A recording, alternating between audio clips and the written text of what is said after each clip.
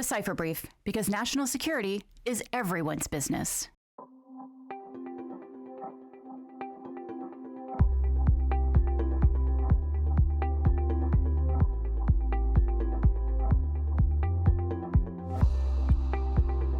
I'd like to welcome CIG Principal Jeanette Manfra, the Director of Risk and Compliance at Google Cloud,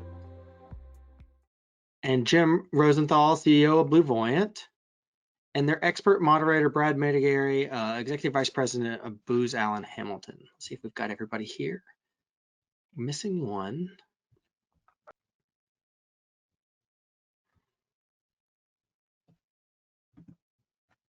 All right, so I think all right, then we've got Jen. All right, Brad, the floor is yours. All right, hey, thank you, and good afternoon.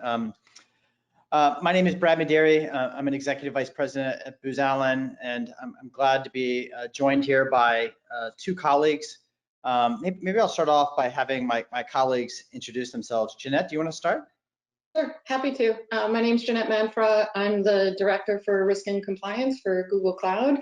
And before I joined Google about 2.5 years ago, I spent my whole career in government between the Army and CISA. All right, thanks, Jeanette. Jim? You're on mute, Jim. Can fix that. How's that? Awesome. Okay, good. Hey, I'm Jim Rosenthal. I'm the CEO of BlueVoyant. I founded BlueVoyant 5 years ago. Before that, I was the COO of Morgan Stanley and did a bunch of things in the financial services sector around cyber defense for the sector. All right, thanks, Jim and Jeanette. Let's go ahead and dive in. Today, we're going to talk about securing the supply chain. I know within this forum, this has been an ongoing dialogue. The way we're going to frame today's discussion is really, we're going to start by going through what we're seeing across the landscape. This is the supply chain risk and the security element of it, continues to evolve at a pretty rapid pace. We're going to start by, sharing some sort of practical observations around what's happening in the space. But then, probably more importantly, we're going to talk about some practical recommendations that we're seeing that organizations can take to help become more resilient and become more secure. So how about we start with just some observations? SolarWinds, Log4j, big visible attacks, but there's a lot more going on in the space. Jim, do you want to start off sharing some insights and observations on what we're seeing out there? Sure, thanks. So at BlueVoyant, we run an annual survey of 1,200 CIOs and CISOs around the world. 6 countries, US is one of them, number of industries, number of sizes. And in the last year, this group of 1,200 companies reported that between 97 and 98%, depending on how you round, so virtually all of them, experienced a disruption to their operations because of a cyber attack on their supply chain.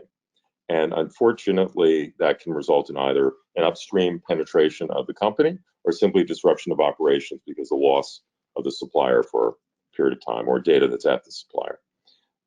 Also, this didn't happen just once. For 50% of these successful attacks, it happened between 2 and 5 times. So we know that supply chain attacks are pretty prevalent and unfortunately are pretty successful. The second thing we know is that having looked at lots of groups of companies of all kinds, on average at any point in time, about 15% of the group will have an externally facing critical vulnerability that can easily be compromised by folks with the right background, including the prior speaker. So, and it stays at around 15% because even though some of the companies patch or reconfigure their networks to eliminate them, there are enough 0 days in the world, on average 2 a month, so that there's constantly replenishing supply of vulnerable suppliers. We've also looked at the high-tech industries, including the software providers, to see if they're fundamentally different and better protected, and unfortunately they're not. So what we know is broad attack surface in the supply chain, including the software attack chain, readily used by attackers, frequently used by attackers, and not sufficiently protected. Yeah, thanks, Jim. Either one of the last the last forums, I remember Kevin Mandia talking about embedded evil, and this problem continues to evolve, and like you said, we're seeing more and more attacks. Most companies have had an incident. Jeanette, I think you're in a unique perspective given your background in the government and now your role at Google. Appreciate any insights you want to share just around what you're seeing across the landscape. I think Jim in the report sort of covered some great insights that I think without additional data probably scale across. If they interviewed another 2,000 people, you'd probably still see the same trends. And I think you also alluded to something at the end there, Jim, that I think is really important is the responsibilities of the software producer and the responsibilities of the consumer. And sometimes, of course, organizations both produce and consume, so they have to sort through that out for themselves. I think a lot of what we see in getting to sort of some of the very detailed conversations we would have with customers or internally or partners is it's a very sort of overwhelming problem to deconstruct into sort of concrete steps and investments that organizations can take. And so, a lot of what we've been trying to do, as well as other partners who have a lot of experience in more advanced software supply chain management, is pushing things out publicly, pushing things out open source. And I would say a lot of people focus on external attackers and how they don't have visibility into sort of their software supply chain, which is important to increase that visibility, but it's also really important to manage your insider risk. Obviously, especially for somebody who's writing software, you have both scenarios of a malicious insider potentially disrupting the integrity or availability of your software. You also have mistakes, and so many of these things are really just either mistakes that just go wrong or an exploitation of an accidental mistake due to just poorly trained development, not enough review. So I know we'll talk about best practices later, but I think sort of just to add to Jim is and potentially why you're seeing a decrease, at least the study saw a decrease from 2020 to 2021, I think it was, is that potentially, unless there's in the news every day, SolarWinds, this is going on, companies don't necessarily know what to do. So I think that could indicate they just threw a bunch of money to see what might happen and what might help them, but they didn't actually build sort of sustainable programs and tools and capabilities to long-term manage their supply chain risk.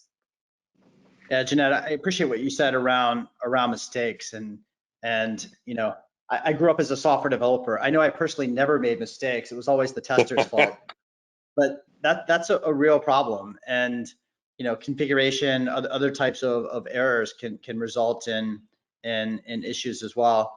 Jim, one of the things in your report, I had a chance to take a look at it.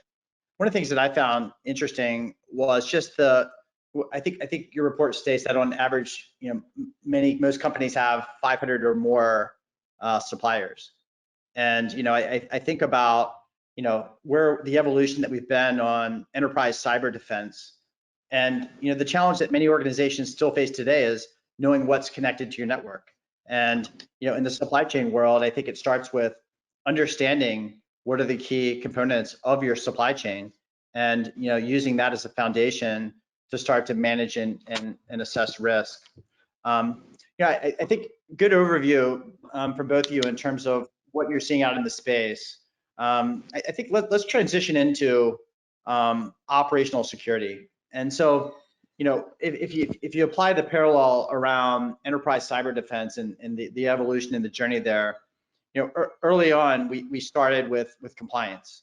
And Jeanette, you brought up the fact that there's I think you alluded to the fact that this couldn't happen to me mentality, looking at tools and technologies, and I'd like to spend some time talking about how do we really move to an operational approach? How do we avoid the compliance-centric pitfalls associated with supply chain?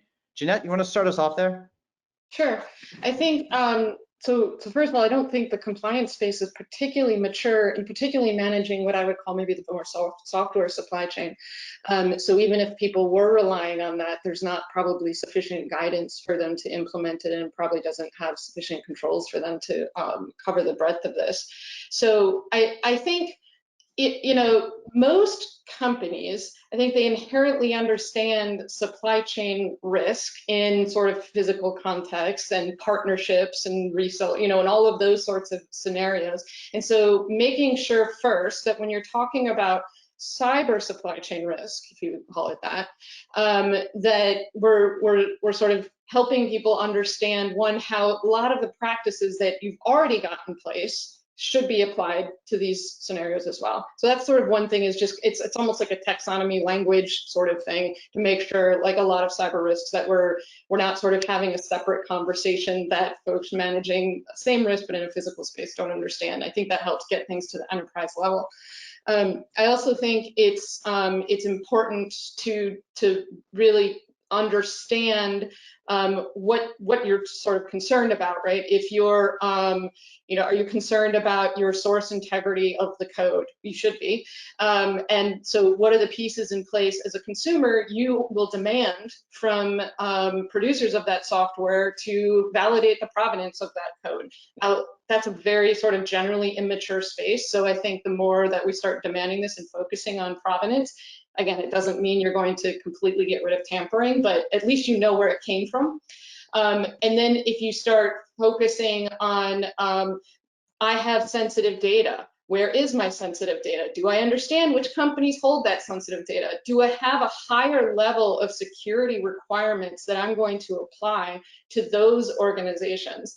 And a lot, Google included, I mean, we have massive supply chains and partners, and so it is a bit daunting, but at least starting with, do I have a handle on where my sensitive data is, and where is it located, and then what are the additional pieces that I want to put in place? Not just a vendor security assessment that might work for a broad swath, but I would recommend probably some additional controls and possibly even auditing those organizations.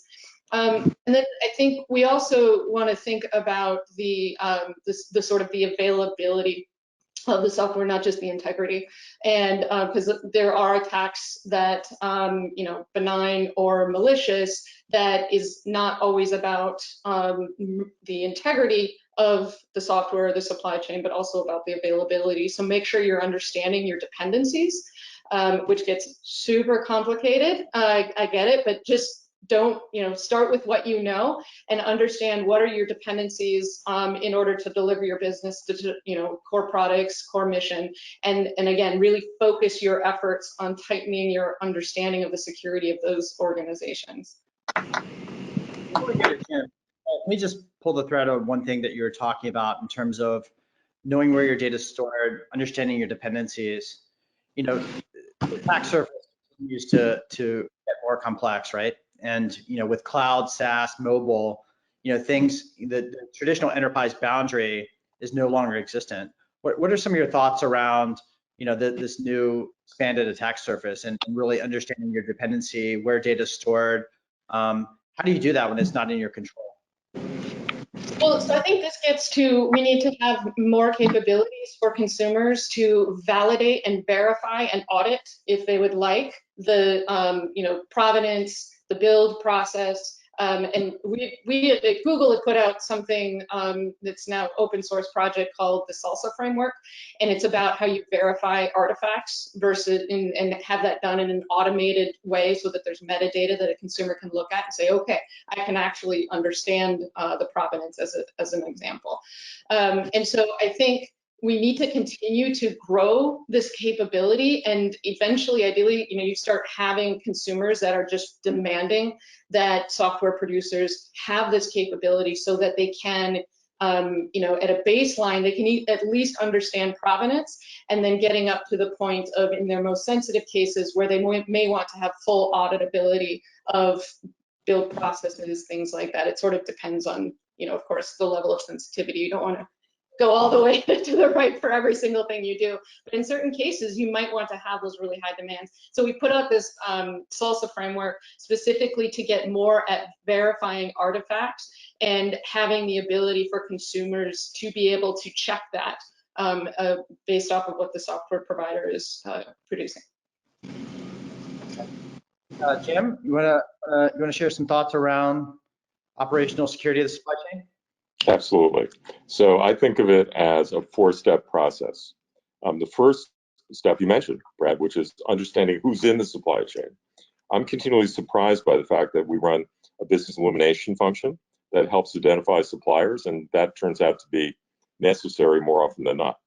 Now, the good news for the government with respect to software is that because of last year, you've got the right to demand a software bill of materials. And that's important because then you can go another layer into the software supply chain. But so the first step is understanding who's in the supply chain. Second step is knowing the cyber posture of those suppliers. And I think that can be done in a couple of ways. First, most folks do questionnaires, and questionnaires are useful, although they tend to be framed more in compliance terms, to your earlier point. And I think that doing verification of the answers to the questionnaires using external data is pretty important, because in an ambiguous question, if the answer is more often than not, it'll get answered yes, even if it's not completely true.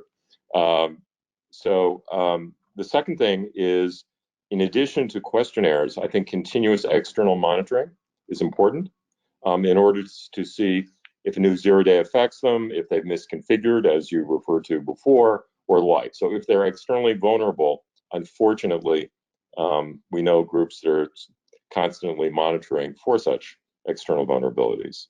The third step beyond monitoring is to operationalize protection. And I think that takes a couple of forms. One is, if it's externally visible, we know a couple of facts just based on our experience. Unfortunately, with respect to 0 days, in a group of suppliers, patching cadence isn't quite what one would like. So without help, in a random group of suppliers, in a 10-day period, about 4% of them will patch a 0 day, which is shockingly bad. Perhaps even worse, in a 30-day period, 6% of them will. That is really, truly terrible. However, if they're helped by either an internal group focused on interacting with the suppliers to help them through the patching process and remind them of the need to it, or an external help, the percentage go up dramatically. They grow up to 50% in 10 days and more than 70% in 30 days. So what we know about suppliers is that even if there's a 0 day that's been publicly announced, they'll need help. And the reason they need help is too often they simply don't have the internal resources to know their network well enough to know that they actually have the problem and to remediate it. So, third step is operationalize protection. And what you can tell by some combination of the questionnaires and external observation is a group of suppliers that really, for a persistent period of time, haven't had the capabilities to defend them well. And when you've identified that group, whether they have your data or something else that's important, it's then important to go internal in those suppliers and make sure that a thorough internal cleansing has occurred. The fourth step, frankly, is to secure your own network, because one should always assume that, notwithstanding everything done to reduce supplier risk, it's going to persist, and therefore really good segmentation. I know, Brad, you've talked about zero trust as an architecture to lead towards, and the like is very important, because you've got to assume that there will be some residual risk of size in the supplier community. Hey, Jim, just kind of thinking through, thank you for a very clear 4-step process. That's helpful. I was kind of reflecting on, you said suppliers need help. And, I put myself in the seat of a CISO. And, you've got this massive network, expanding attack surface with cloud and SaaS. You have 500 plus vendors in your environment. You've got, actors coming after your enterprise assets. And now you've got to worry about the supply chain, and not just worrying about the supply chain, but you have all these vendors that may not feel the accountability to patch, but to protect your enterprise, you need to assist them. You need to push them. sitting in the seat of a CISO, how do you prioritize? How do you figure out what good looks like? Yeah, I was sitting sort of in that seat when I was at Morgan Stanley. It reported to me, so it's not quite like sitting in it, but it's enough to do it. And frankly, when I was at Morgan Stanley, and one of the reasons I founded BlueVoyant was what made me crazy was that we spent $400 million a year on internal defense, and we had really good internal defenses, and that was by leveraging a lot of people who came out of the NSA to help us in the design. We never got to the point of being able to operationalize external defense of our supply chain, though we understood the risk. And the reason was whenever we recruited somebody really good, we would immediately grab them for internal defense.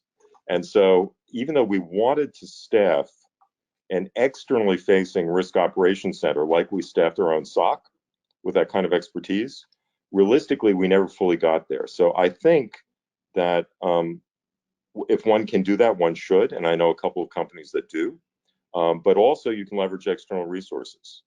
And you have to think of a risk operations center pointed at suppliers in the same way you think of the need of a security operations center pointed internally. That's kind of my view. And that means using technology for automation on both sides. Because if you try and do it manually one-off, it's very hard. Yeah, Jeanette, and I appreciate that, Jim. And I think a lot of, at least my observation is, a lot of organizations are very, very early in that journey, right? They're just getting mature SOCs. There's a war on talent, and so they're just trying to maintain the talent base they have, focused on the initial problem set. Jeanette, given your purview, I'd appreciate any insights you have or recommendations for a CISO, and what does good look like? How do you start, right? There's lots of things we can do, but given the resource constraints, the budget constraints, what would your top few recommendations be in terms of how to move out? Yeah, I think, and actually building off of Jim's experience in Morgan Stanley, I think one of the things that the banking industry is really starting to move toward and been leading the way on is thinking about cyber as a part of operational resilience and thinking about it in terms of the impacts on financial stability, all of that.